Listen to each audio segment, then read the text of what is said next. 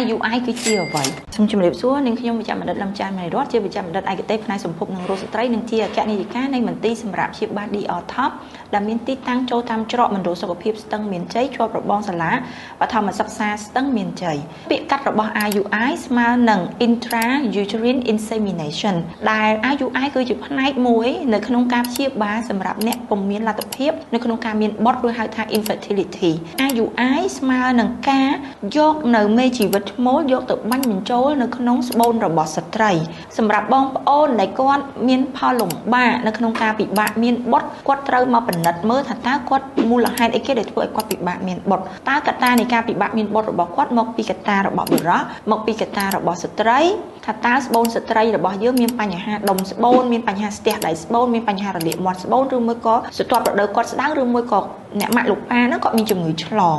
IUI គឺជាផ្នែកមួយនៅក្នុងការព្យាបាលដែលយើងយកមេជីវិតឈ្មោលរបស់បុរសហ្នឹង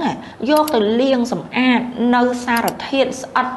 និងសារធាតុមិនល្អជាច្រើននិងចម្រោះរើសយកតែនៅមេជីវិតឈ្មោលដែលល្អចាមានន័យថាការលាងនៅទឹកស្ពាំរបស់យើងហ្នឹងយើងនៅមេជីវិតឈ្មោះដែលល្អអញ្ចឹង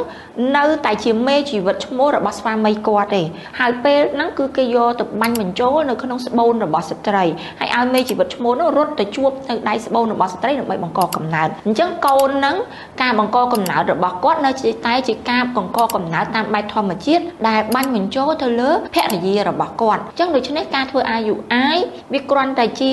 assistive មានន័យថាជំនួយការមួយកុំឲ្យថាពេលដែលរួមដំណេកធម្មតាទៅយើងអាចបានរើសយកតែមេជីវិតឈ្មោះល្អយកទៅដាក់ចូលអញ្ចឹងហើយមួយទៀតគាត់ត្រូវឆ្លងកាត់ barrier មានន័យថាឆ្លងកាត់មាត់ស្បូនឆ្លងកាត់ទឹកលំអិលនៅមាត់ស្បូនចាអញ្ចឹងការធ្វើ IUI គឺជាជំនួយការមួយប៉ុណ្ណឹងអញ្ចឹង success rate របស់ IUI มันមានកម្រិតខ្ពស់ទេមានត្រឹមតែ40ទៅ60% ប៉ុណ្ណោះដែលហេតុដូច្នេះហើយមុននឹងសម្រេចចិត្តនៅក្នុងការធ្វើ IUI មិនមែនគ្រប់អ្នកដែលគាត់មាន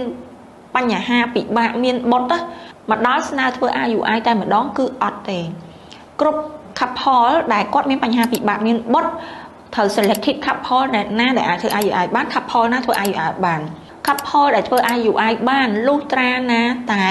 ទឹកកាមរបស់បុរសគាត់មានបរិមាណគ្រប់គ្រាន់និងមានមេជីវិតឈ្មោលគ្រប់គ្រាន់ហើយមិនមានបញ្ហាទៅលើការខូចរូបរាងរបស់មេជីវិតឈ្មោលកម្រិតខ្ពស់ត្រូវធានាឲ្យបានថា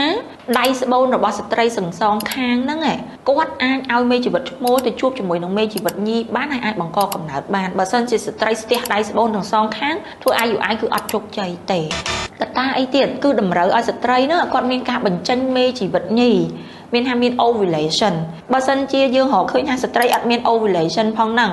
ហើយយើងទៅធ្វើ IUI ធ្វើមិនគាត់នឹងមានកូនបានបើមេជីវិតញីអត់បញ្ចេញអញ្ចឹងដូច្នេះសម្រាប់ក្រុមស្វាមីភរិយាដែលគាត់មានបញ្ហាពិបាកមានបុត្រហើយគាត់គិតថាខ្លួនឯងចង់ព្យាបាលឲ្យត្រូវទិសដៅនឹងត្រូវជាមួយនឹងស្ថានភាពនៃជំងឺរបស់ខ្លួនឯងសូមកុំចំណាយពេលវេលាទៅលើការទិញថ្នាំឬមួយក៏ការប្រើប្រាស់ដោយអត់មានបានធ្វើការពិនិត្យព្រោះអីយើងអត់ដឹងមូលហេតុអត់ទាន់រកមូលហេតុឃើញទេហើយស្រាប់តែយើងទៅរកថ្នាំផឹកជំនួយឲ្យឆាប់មានបុត្ររកថ្នាំជំនួយមេជីវិតឈ្មោលឲ្យឆាប់មានបុត្រអញ្ចឹងគាត់ខាតពេលវេលាខាតទាំងថវិកាអញ្ចឹងនៅក្នុងករណីហ្នឹងខ្ញុំអត់លើកទឹកចិត្តឲ្យអញ្ចឹងទេព្រោះអីអាយុគឺជាកត្តាសំខាន់មែនតើនៅក្នុងការកំណត់អត្រាជោគជ័យនៃការបង្កកំណើតព្រោះកាលណាស្ត្រីអាយុកាន់តែច្រើនអត្រានៃការបង្កកំណើតរបស់គាត់កាន់តែធ្លាក់ចុះចឹងខ្ញុំលើកទឹកចិត្តឲ្យគូស្វាមីភរិយាដែលគាត់មានបញ្ហាពិបាកមានបុត្រគាត់អញ្ជើញមកប្រឹក្សាជាមួយនឹងវិជ្ជបណ្ឌិតឯកទេសដើម្បីរកមើលមូលហេតុនៃបញ្ហាពិបាកមានបុត្ររបស់គាត់ឲ្យបានត្រឹមត្រូវហើយតាមរើសយកវិធីសាស្ត្រព្យាបាលណាមួយឲ្យសមស្របទៅតាមរោគវិនិច្ឆ័យដែលបានរកឃើញអញ្ចឹងខ្ញុំសង្ឃឹមថាព័ត៌មានមួយនេះនឹងផ្ញើសារទៅដល់បងប្អូនយើងទាំងអស់គ្នាឲ្យបានដឹងយល់ដឹងពីការព្យាបាលនៃជំងឺពិបាកមានបុត្រហើយកុំចំណាយពេលវេលានិងថវិកាខុសគោលដៅចាអញ្ចឹងសូមអរគុណសហការផលិតដោយ My Cat Film ផ្ដល់ជូនសេវាកម្មផលិតវីដេអូនិងថតរូបគ្រប់ប្រភេទ DR Top ជា clinic ដែលប្រមូលផ្ដុំដោយវិជ្ជបណ្ឌិតឯកទេសគ្រប់ផ្នែកដូចជាសម្ភពនិងរោគស្ត្រីមហារីកមាត់ស្បូនមហារីកដោះរោគបុរសតម្រងនោមវះកាត់ចោះ វះកាត់ទូទៅចាក់វ៉ាក់សាំងតាមស្តង់ដារជាតិនិងអន្តរជាតិជាមួយនឹងវិជ្ជាបណ្ឌិតដែលមានបទពិសោធន៍ជាច្រើនឆ្នាំនិងបញ្ចប់ការសិក្សាមកពីបរទេសទីតាំងចូលតាមច្រកមណ្ឌលសុខភាពស្ទឹងមានជ័យចម្ងាយ20ម៉ែត្រជាប់របងសាលាបឋមសិក្សាស្ទឹងមានជ័យទំនាក់ទំនងតាមរយៈលេខទូរស័ព្ទ085 568 926និង016